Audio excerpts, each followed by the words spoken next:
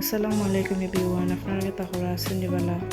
আজকে আপনার লোকে খুব মজাদার একটি রেসিপি আপনার লোকে শেয়ার করলাম, কলার তুর ভাজি। তাহলে দেখিলে পাকিলে আমি রেডি করি। প্রথমে আমি খুব সুন্দর একটা দেখতে ভালো লাগে বা খুব বড়সড় একটা তুর লইছি। এখন কে তুর থেকে সবটা আমি তুলিয়া লইলিমু।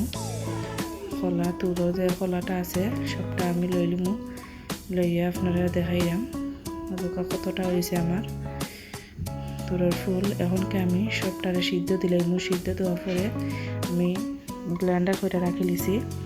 এখন আমি একটা কড়াই বই লিছি, কড়াইয়ের মাঝে পরিমাণ মতো তেল দিলাইছি। তেল দেওয়ার পরে একটু গরম হওয়ার পরে তেলটা, এরপরে এখানে আমি দিলাইমু প্রথমে রসুন ও আদা দিলাইমু। রসুন দিলাইছি, এরপরে আদাও দিলাইলাম। দিয়ে এখন একটু হালকা লাড়াইমু। একটু হালকা লাড়া দেওয়ার পরে বাদে আমি দিলাইমু পেঁয়াজ। ছোটো ছোটো করে আমি পেঁয়াজ কাটছিলাম, পেঁয়াজটা দিলাইলাম। দিয়ে সুন্দর করে এখন আমি সব দিকে লড়ির মাঝে লাড়িলাম, মশলা মিক্স করিলাম। এরপরে লবণটা দিলাইলাম, আর আগে লবণটা দিলে পেঁয়াজটা সকাল মজে, এর কারণে। এরপরে তেজপাতা দিলাইছি। তেজপাতা দেওয়ার পরে এবারে দালচিনি এলাইছি আমি দিলাইমু।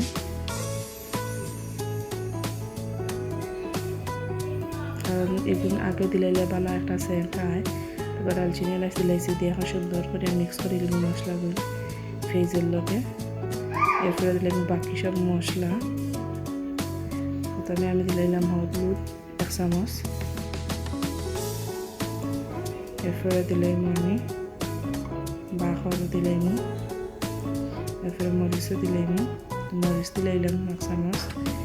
দিয়ে এখনকে বাখর দিলাইমু।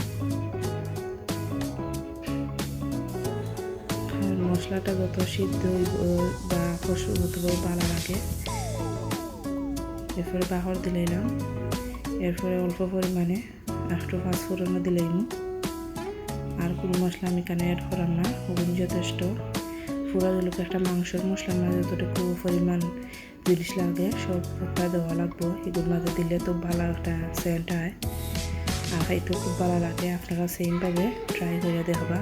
আর তো আমি ব্লেন্ডার করার পরে তুরটা কিলা হয়েছে, এবারে কাম করে গেছে। এরপরে আমি দিলাম তুরটা লোয়ারির মাঝে দিয়ে এখন সুন্দর করে আমি মশলা লাগে মিক্স করে নিয়েছি।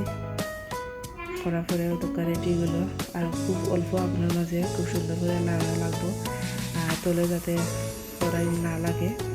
এরপরে দোকান রেডি গেল আমার তুরের ভাজি। খুব মজাদার এবং দেখতে খুবই একটা মগজ বিরানোর মতো লাগে। আজকের ভিডিও এই পর্যন্ত। আপনারা সবাই ভালো থাকবেন। আল্লাহ।